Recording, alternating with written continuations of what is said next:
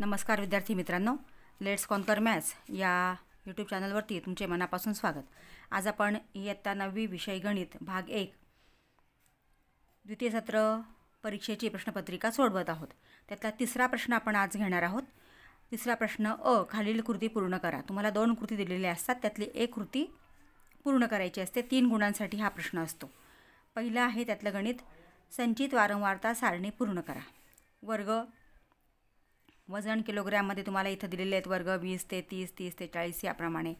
वारंवारता विद्यार्थी संख्या दिलेली आहे आणि संचित वारंवारतापेक्षा कमी आणि संचित वारंवारतापेक्षा जास्त किंवा तेवढीच ह्या 2 कॉलममधले आपल्याला बॉक्स भरायचे आहेत। आता सोडवूया हे उदाहरण। उत्तरपत्रिकेत तुम्ही कृती पूर्ण लिहून घ्यायची आहे,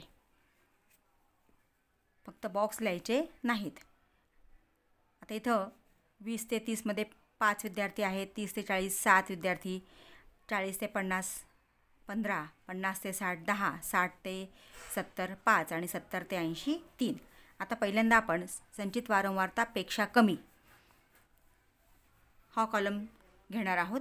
आता संचित वारंवारतापेक्षा कमी असेल त्यावेळेस वरून खाली बेरीज करत यायचं आहे। आता इथं 5 आहे तसाच आहे।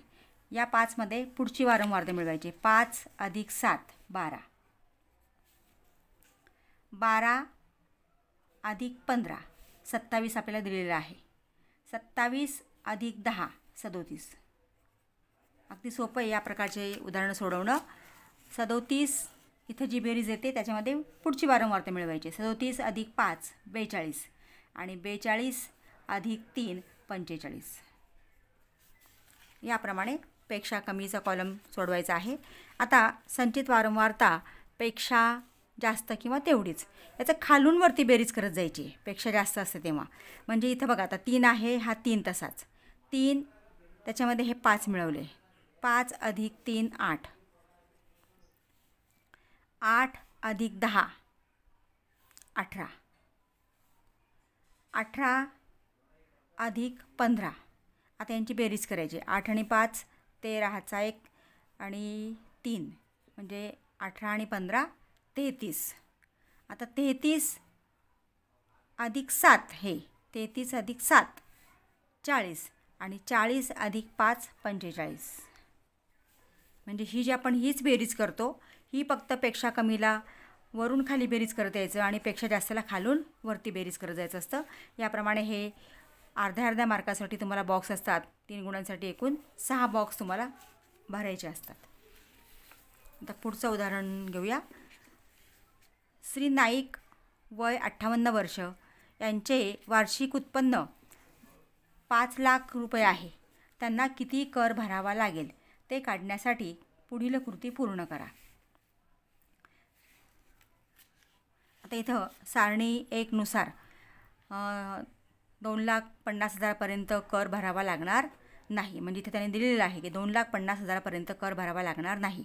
मग आता 5 लाखातनं 2,50,000 रुपये वजा करावे लागतील, कारण उत्पन्न आहे 5 लाख रुपये। त्यातले 2,50,000वरती या उत्पन्नावरती कर भरावा लागणार नाही। मग शिल्लक उत्पन्न किती आहे तर 5 लाख वजा 2.5 लाख किंवा 2,50,000 म्हणजे 2,50,000 रुपये राहिलेले आहेत। आणि त्या 2,50,000वरती आता आपल्याला कोणता कर किती भरावा लागणार आहे त्याची कृती आपल्याला पूर्ण करायची आहे। ही पण कृती मी इथं लिहून घेतलेली आहे। 2,50,000 पर्यंत कर भरावा लागणार नाही। करपात्र उत्पन्न, आता करपात्र उत्पन्न म्हणजे काय की 5 लाख उत्पन्न होतं, त्यातलं 2,50,000 रुपये सूट मिळाली आहे, कारण त्याच्यावर कर भरावा लागणार नाही। मग 2,50,000 रुपये वजा केले तर करपात्र उत्पन्न किती येतं 2,50,000 रुपये येतं। म्हणून करपात्र उत्पन्नावर 5% प्रमाणे द्यावा लागणारा कर। मग आता 5% म्हणजे 5/100, टक्के म्हणजे 100, 5/100 आणि करपात्र उत्पन्न किती आहे 2,50,000।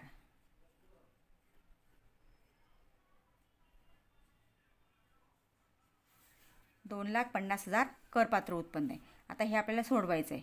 हे 2 शून्य अंशस्थानी आहेत, हे छेदस्थानी आपण घालवले। आता इथं 5 × 2,500। आता हे 2 शून्य आहे तसेच ठेवले, गुणाकार इथं करून दिला आहे आणि 25 पाचा 125 म्हणजे 12,500.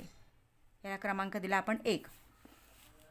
आता याच्यावरती शिक्षण उपकर भरावा लागतो, म्हणून रुपये 12,500वर 2% प्रमाणे द्यावा लागणारा शिक्षण उपकर. म्हणून 12,500 गुणिले 2% म्हणजे 2/100. मग हे 2 शून्य आपण घालवले. आता 125 गुणिले 2, 125च्या दुप्पट 250. 250 रुपये. आता पुन्हा याच्यावरती म्हणजे 1,25,000वरती वर 1% प्रमाणे द्यावा लागणारा माध्यमिक आणि उच्च माध्यमिक शिक्षण उपकर. म्हणून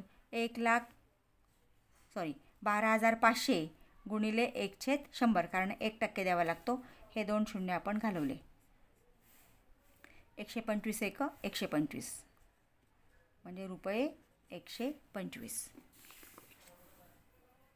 म्हणजे 2.5 लाखावरचा कर 12,500. 12,500वरती शिक्षण उपकर 2% तो आला 250 आणि 12,500वरती माध्यमिक आणि उच्च माध्यमिक शिक्षण उपकर तो आला 125. आता एकूण आयकर मग 12,500 अधिक 250 अधिक 125. आता याची जर आपण बेरीज केली 12,000 तर इथे आहेत, 500 आणि 250 750 750 आणि हे 125 म्हणजे 875. 12,000 किंवा तुम्ही एकाखाली एक लिहूनसुद्धा बेरीज करू शकता.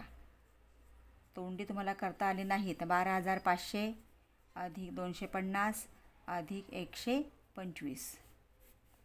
5 5 5 आणि 2 7 5 आणि 2 7 आणि 1 8. बेरीज आलेली आहे 12,875 रुपये त्यांना एकूण आयकर भरावा लागेल. याप्रमाणे कृती पूर्ण करायच्या असतात. पुढचा प्रश्न आपण घेऊया.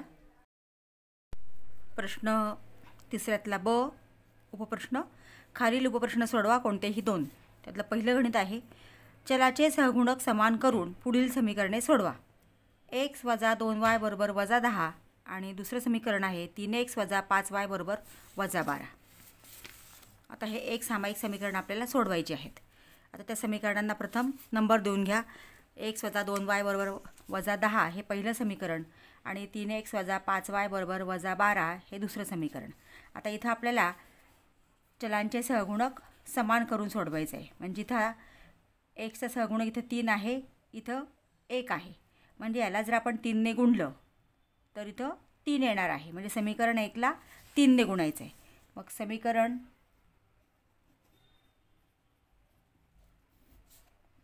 1 गुणिले 3.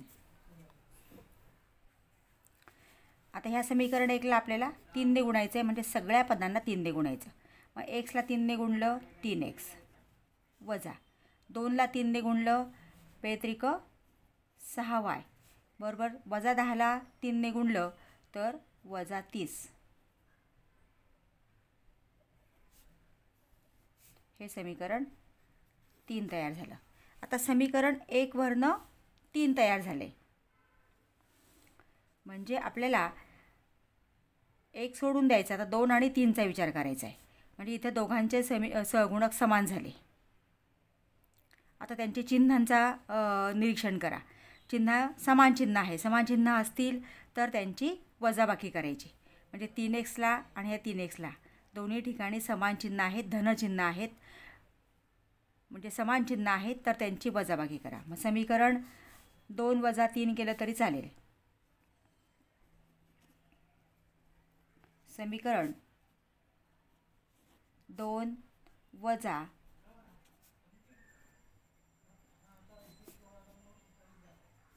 3. मग समीकरण 2 आहे 3x - 5y = -12 आणि समीकरण 3 आहे 3x - 6y = -30. जेव्हा आपण समीकरणांची वजाबाकी करतो तेव्हा जे समीकरण वजा होतं त्याच्या प्रत्येक पदाची चिन्ह बदलायची. आता हा धन आहे, हा ऋण होणार. हा ऋण धन, हा ऋण हा धन. आता ही वरची जी चिन्ह आहे ती कॅन्सल झाली. आता ही चिन्ह विचारात घ्यायची आहेत. मग 3x वजा 3x बरोबर 0. आता इथं 5वायला ऋण आहे आणि 6वायला धनचिन्ह आहे. म्हणजे एक धन आणि एक ऋण भिन्न चिन्ह असतील, वेगवेगळे चिन्ह असतील तर त्यांची वजाबाकी करा. मग 6y मधनं 5y गेले म्हणजे किती उरले 1y. आणि मोठ्या संख्येचं चिन्ह, मोठी संख्या आहे इथं 6ला चिन्ह आहे धन म्हणजे 1y म्हणजे आपण y लिहितो. y बरोबर आता इथे सुद्धा 12ला ऋणचिन्ह आहे आणि 30ला धनचिन्ह आहे. इथे सुद्धा वेगवेगळे चिन्ह आहेत. वेगवेगळे चिन्ह असतील तर वजाबाकी करा म्हणजे 30 वजा 12 करावं लागेल. 30 वजा 12, 10मधनं 2 गेले 8, हातचा 1, 1 आणि 1 2, 3मधनं 2 गेले 1 म्हणजे 18. आणि मोठ्या संख्येचं चिन्ह म्हणजे 30 ही मोठी संख्या आहे, त्याला धनचिन्ह आहे म्हणजे y बरोबर 18. म्हणजे y बरोबर 18 ही किंमत आपल्याला मिळालेली आहे. आता y ची किंमत कुठल्याही एका समीकरणात ठेवा. आपण 1 मध्ये ठेवूया. मग y बरोबर 18 ही किंमत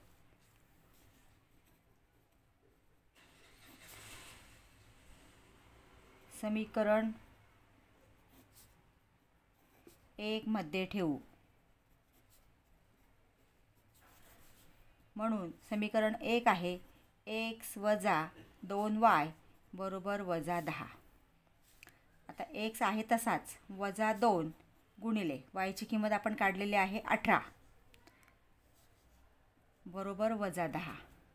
मग x वजा 18 दुणे 36 बरोबर वजा 10.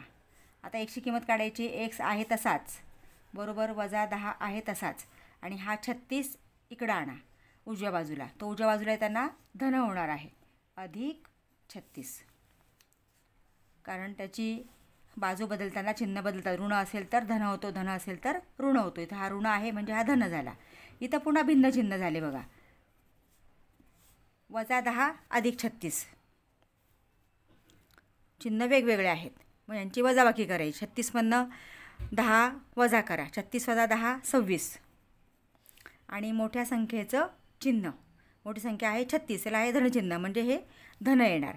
म्हणजे x बरोबर 26 उत्तर आलेलं आहे. मग समीकरणाची उकल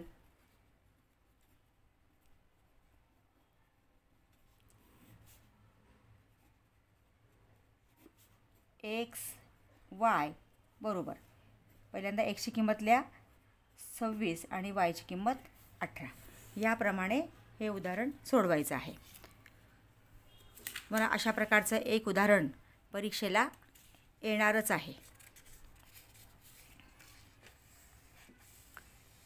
पुढचं उदाहरण घेऊया.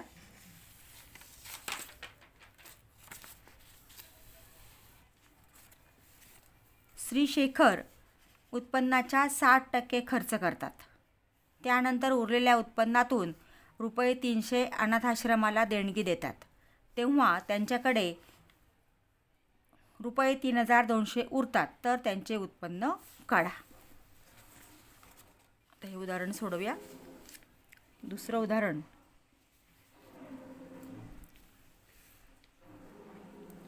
आता शेखर यांचं उत्पन्न आपल्याला विचारलं ते आपण x मानूया.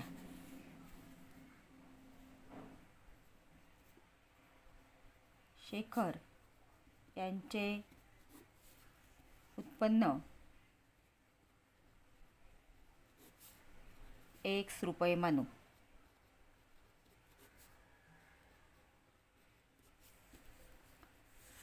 आता उत्पन्नाच्या 60% खर्च करतात. उत्पन्नाच्या 60% खर्च करतात हे आपल्याला उदाहरणात दिलेलं आहे. आता एकूण उत्पन्न आपण किती मानलं आहे x, त्याच्या 60% म्हणजे x गुणिले 60/100. आता भाग दिला आपण 20 त्रिक 60, 20 100, 3 ने x ला गुणलं 3x छेद 5. म्हणजे उत्पन्नाच्या 60% खर्च करतात म्हणजे ते किती खर्च करतात तर 3x छेद 5 रुपये एवढे खर्च करतात. त्याच्यानंतर ते 300 रुपये अनाथ आश्रमाला देतात. मग ते एकूण खर्च किती करतात ते काढूया आपण आता. एकूण खर्च 60% खर्च करतात. एकूण खर्च बरोबर 3x/5 अधिक अनाथ आश्रमाला देतात 300 रुपये. आणि मग उरलेले 3200 रुपये त्यांचे शिल्लक राहतात. मग आता बघा, एकूण खर्च करतात 3x/5 अधिक 300 आणि एवढे खर्च करून त्यांच्याकडे शिल्लक राहतात 3200 रुपये. मग हा सगळा जो आहे तो त्यांचा एकूण पगार आहे.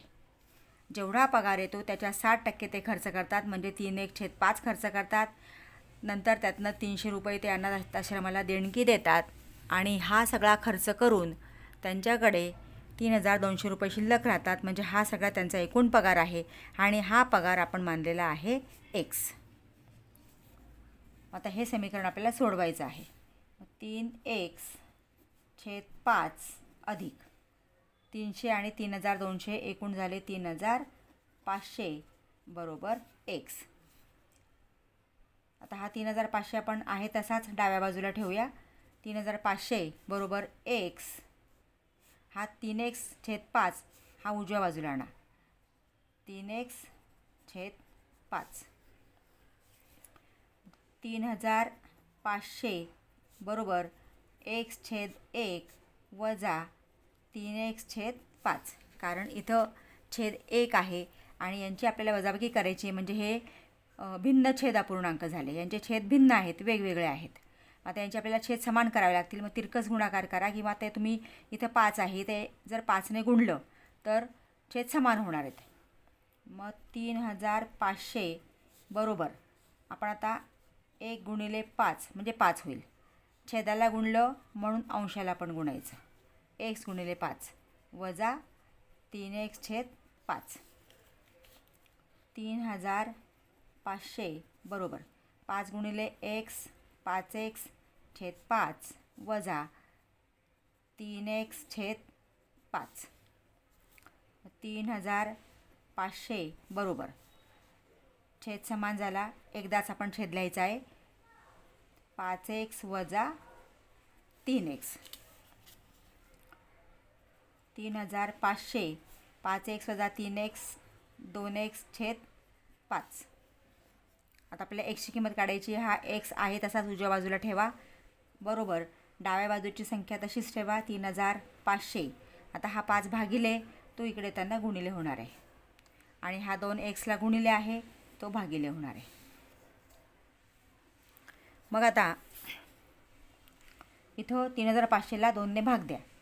बे 1 बे. 3500ला आपण भाग दिला. बे 1 बे. 3मधनं 2 गेले 1 उरला. 5 घेतला आपण. बे 7 14. 15मधनं 14 गेले 1 उरला. बे 5 10 आणि हा 0. आणि असं लक्षात नाहीच आलं तुमच्या की कसा भाग द्यायचा, तर सरळ 3500 भागिले 2 असा भागाकार करा. बे 1 बे. 3मधनं 2 गेले 1. बऱ्याच विद्यार्थ्यांना इथं असा भाग देता येत नाही, डायरेक्ट भाग देता येत नाही. सराव केला तर तो आपल्याला तसा भाग पटकन देता येतो. आता आपण इथं बे 1 बे भाग दिला. 3मधनं 2 गेले 1. वरून आपण घेतला 5. हा 5 आपण इथं घेतला आहे. 15ला भाग द्यायचा आहे. बे 7 14. 5मधनं 4 गेले 1 0. नंतर आपण हा 0 घेतला. बे 5 10 आणि हा 0 तसंच आपण इथं ठेवला किंवा त्याला 0ला भाग दिला आपण. तर 1750. 1750 गुणिले 5 बरोबर x. आता 1750ला आपल्याला गुणायचं आहे. मग 5ने 0ला गुणलं 0. 5 5 25. हातच्या आले 2. 5 7 35. 35 आणि 2 37. 7 हातच्या आले 3. 5 1 5 आणि 3 8 रुपये. हा पण गुणाकार तुम्हाला आडवा करता आला नाही तर उभा करा. म्हणजे आपण x काय मानलं होतं तर उत्पन्न मानलं होतं आपण. शेखर यांचं उत्पन्न, म्हणून शेखर यांचे उत्पन्न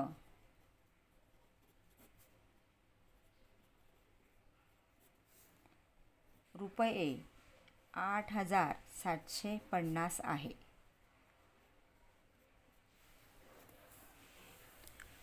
याप्रमाणे हे उदाहरण सोडवायचं आहे.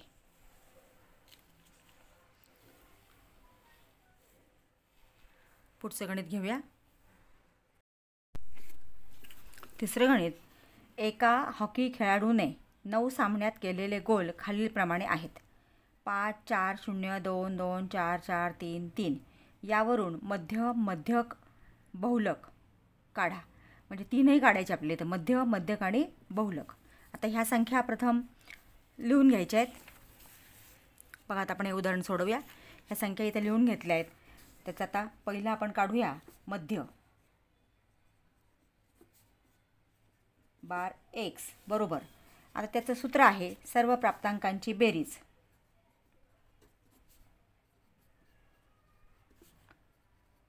सर्व प्राप्तांकांची बेरीज छेद प्राप्तांकांची एकूण संख्या.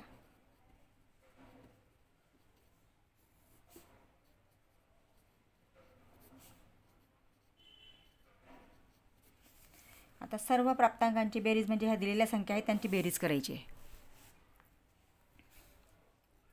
5 अधिक 4 अधिक 0 अधिक 2 अधिक 2 अधिक 4 अधिक 4. सॉरी, इथं घाईघाईत धन गुणल्याचं चिन्ह झालं. अधिक 4 अधिक 3 अधिक 3. 1 2 3 4 5 6 7 8 9 भागिले 9. आता यांची बेरीज करायची आहे. 5 आणि 4 9, 9 2 11, 11 2 13, 13 आणि 4 17, 17 आणि 4 21, 21 आणि 6 27. म्हणजे ही बेरीज आलेली आहे 27/9. इथं भाग दिला आपण. 9 1 9, 9 3 27 बरोबर 3. म्हणजे मध्य आलेला आहे 3. मध्य बार x बरोबर 3. मग तुम्हाला मध्याचं कोणतंही गणित असलं तर हे सूत्र वापरा. गणित कधीच बदलत नाही विद्यार्थी मित्रांनो, फक्त संख्या बदलतात. सूत्र तेच वापरायचं असतं, पद्धत तीच असते. मग मध्य काढायचा असेल तर कोणतंही गणित असेल, कोणत्याही संख्या तुम्हाला दिलेल्या असतील तर त्या सर्वांची बेरीज करा आणि त्या एकूण संख्या जेवढ्या आहेत त्याने त्या आलेल्या बेरजेला भागा, म्हणजे तो मिळतो आपल्याला मध्य. आता पुढचं आहे दुसरं मध्यक. आता मध्यक काढताना दिलेली जी सामग्री आहे ती चढत्या क्रमाने मांडून घ्यायची. चढत्या क्रमाने मध्यक काढताना कोणत्याही संख्या तुम्हाला दिलेल्या असतील ते सर्व प्राप्तांक चढत्या क्रमाने मांडून घ्यायचे आहेत. आता इथं चढता क्रम लावताना सगळ्यात आधी 0 येणार. मग नंतर 2 2, किती वेळा 2 आहे तेवढे लिहायचे. नंतर 3, नंतर 4 आणि शेवटी 5.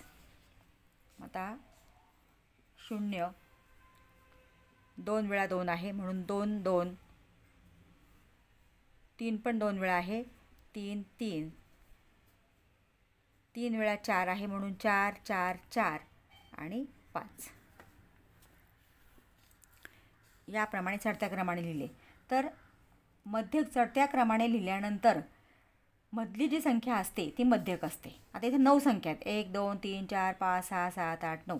बरोबर मधली संख्या म्हणजे कोणती येणार? 1 2 3 4 इकडनं सोडल्या, 1 2 3 4 इकडनं सोडल्या म्हणजे ही मधली संख्या आहे 3. म्हणजे याचा डायरेक्ट काय येतो? मध्यक 3 येतो.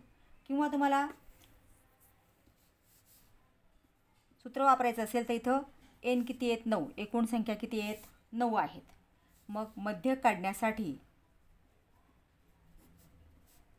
9 अधिक 1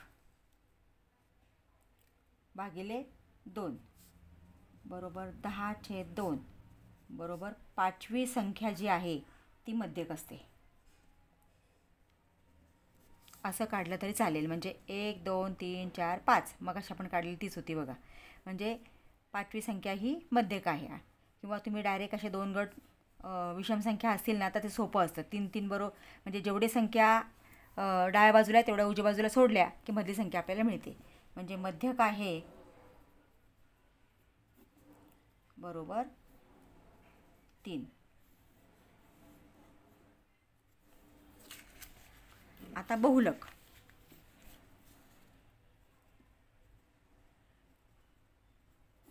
बहुलक म्हणजे काय? सर्वात जास्त वेळा येणारा प्राप्तांक.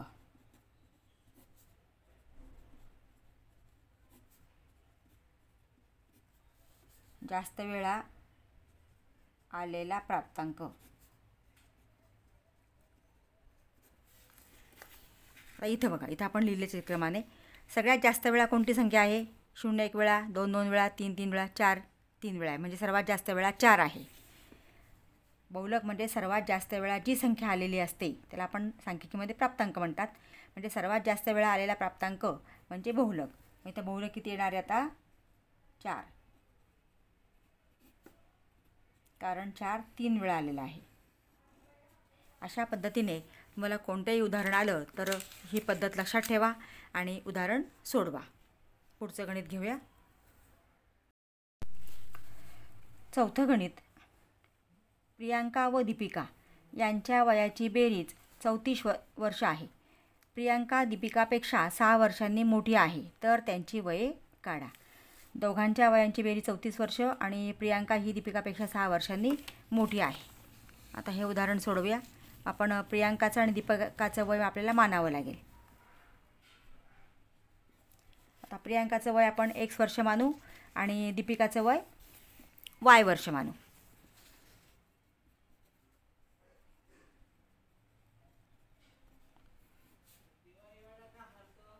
प्रियांकाचे वय X वर्ष व दीपिकाचे वय Y वर्ष मानू. आजचं वय आपण मानलेलं आहे तर त्यांच्या वयाची बेरीज 34 वर्ष आहे. म्हणजे X अधिक Y बरोबर 34. हे एक सामायिक समीकरण आपल्याला तयार करायचे आणि त्यानुसार ते आपल्याला सोडवायचं आहे. पुढचं आहे की प्रियांका ही दीपिकापेक्षा 6 वर्षांनी मोठी आहे. मग प्रियांकाचं वय आहे X, दीपिकाचं वय आहे Y. प्रियांका ही दीपिकापेक्षा 6 वर्षांनी मोठी आहे म्हणजे प्रियांकाचं किती वय आहे तर दीपिकाच्या वयामध्ये 6 आपल्याला मिळवावे लागतील. एवढं वय प्रियांकाचं आहे. आता हे समीकरण काय तयार होईल बघा. X वजा Y बरोबर 6. समीकरण 2.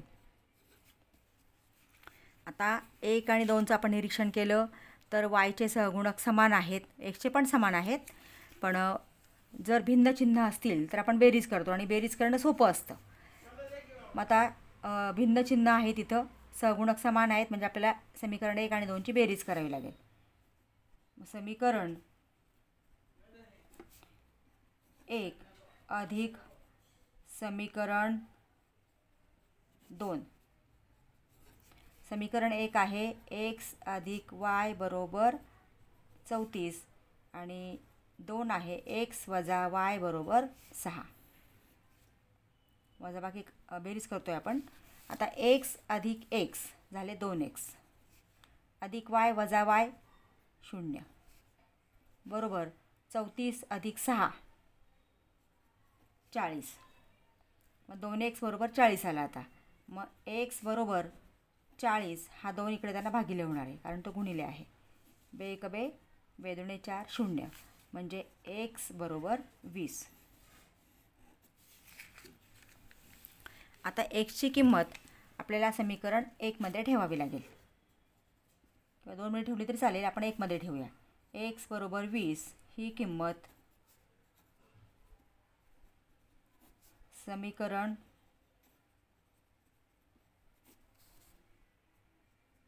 1 मध्ये ठेवू.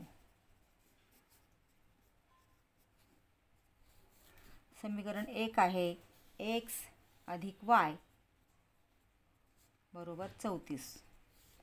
एक्सची किंमत ठेवली आपण 20. एक्सच्या जागी 20 ठेवा. 20 अधिक y बरोबर 34. मग y आहे त्याच जागी, 34 आपल्या जागी आहे तिथंच. हा 20 इकडे त्यांना वजा होणार आहे, कारण इथं हा धन आहे. त्याला उजव्या बाजूला घेतला तो ऋण झाला, म्हणून 34 वजा 20. म्हणून y बरोबर 34मधनं 20 गेले 14 उरले. y बरोबर 14. मग आपण एक्स काय मानला आहे? प्रियंकाचं वय मानलं आहे. प्रियंकाचे वय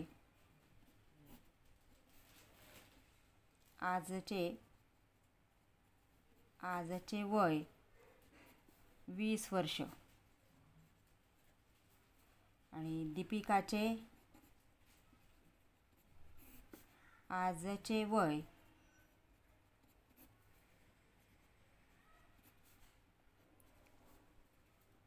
बरोबर 14 वर्ष.